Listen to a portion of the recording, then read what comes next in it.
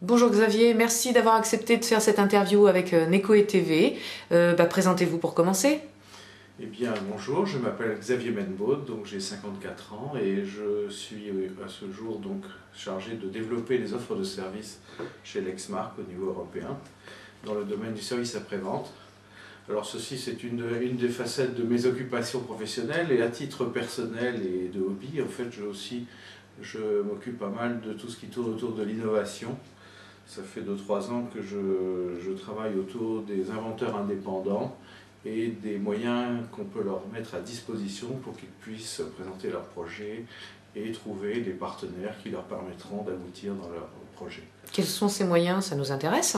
Donc aujourd'hui, en fait, ça fonctionne sous la forme d'un site web sur lequel ils peuvent donc s'inscrire, présenter d'une part leur parcours et d'autre part leur projet, en expliquant clairement ce qu'ils cherchent. Bon, il s'agit d'être pratique, là, de dire je cherche un financier, je cherche un industriel qui fabriquera mon prototype, etc.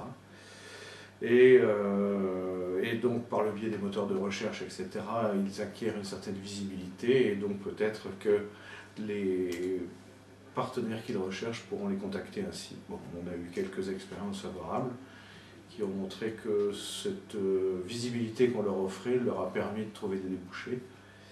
Mais c'est quelque chose qui est très lent et très compliqué. Comment vous appréhendez, vous, cette notion de service, cette complexité autour de cette thématique? En fait, il y a plusieurs aspects. Il faut trouver en fait, des parties qui soient prêtes à adhérer au service et des parties qui soient prêtes à le payer. Parce que je pense qu'il y a une grosse problématique, c'est la monétarisation des services. Les gens sont souvent prêts à acheter des biens matériels. Mais lorsqu'il s'agit de services, notamment sur Internet, c'est déjà beaucoup plus compliqué de les faire comprendre que derrière, il y a de la valeur ajoutée, il y a du travail, etc. et que ça mérite rétribution.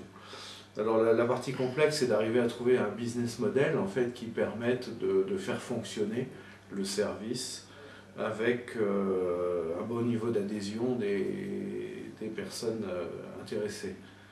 Et c'est là le cœur du problème, je trouve. Donc votre participation à Nekoe Jam peut peut-être vous apporter des éléments de réponse. Vous êtes intervenu sur ce forum de discussion. Qu'est-ce que vous en retenez? Écoutez, les discussions fusent dans tous les sens, c'est extrêmement intéressant. Bon, il y a de nombreux sujets auxquels je suis très intéressé qui sont abordés et auxquels je contribue au fil de la journée. Et c'est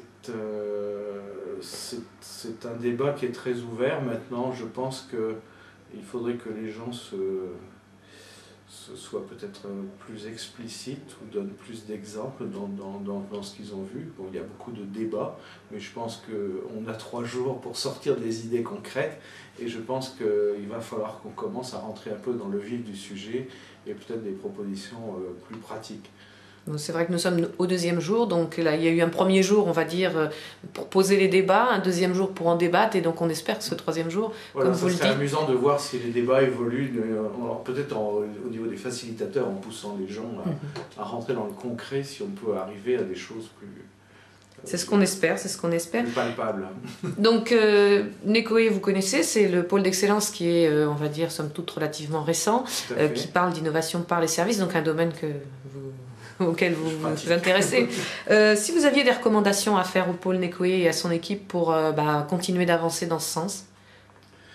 Je dirais que j'ai une approche assez paysanne sur le sujet, si vous me permettez l'expression.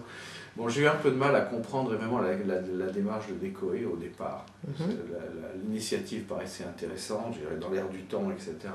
Mais un peu de mal à savoir en quoi concrètement ça allait se traduire. Donc je pense qu'on a ici regroupé beaucoup d'intelligence, beaucoup de compétences, etc. Maintenant, j'ai du mal à comprendre quelle va être la route, le chemin, par quelles étapes ça va passer. Et surtout, en tant que pôle de compétences, bon, ben, ça s'appuie sur des entreprises, mais il faut en attirer d'autres, avec des programmes et des choses comme ça. Donc je dirais, la phase, on va dire fusionnelle de compétences, je pense qu'elle est bien entamée. Maintenant, on va passer à une phase de construction d'offres et de recrutement de nouveaux partenaires. C'est un petit peu ça, je suis observateur, on va dire. D'accord, bah écoutez, observateur et peut-être participant, hein, je vous encourage à venir nous aider et nous rejoindre. Avec plaisir. Merci en tout cas d'apporter votre témoignage sur ce Neko et Jam. Pour vous, c'est déjà une expérience positive au point de vue de l'outil? Oui, en fait, bon, je sais des jams de ce type, il y en a eu très très peu. On m'a dit que c'était la deuxième après celle d'Obama. Donc je pense que c'était un moyen vraiment de marquer le coup. J'ai été d'ailleurs très intéressé de voir en fait la répartition géographique des personnes qui sont inscrites. On en voit beaucoup de la région Rhône-Alpes, etc. Donc ça n'est pas du tout une opération région centre uniquement, et ça c'est très bien. Après une telle initiative aussi novatrice, je dirais qu'on va encore augmenter peut-être les attentes pour la suite. D'accord, bah nous verrons tout cela dans les comptes rendus qui sortiront. Voilà. À bientôt. Ben, et puis merci.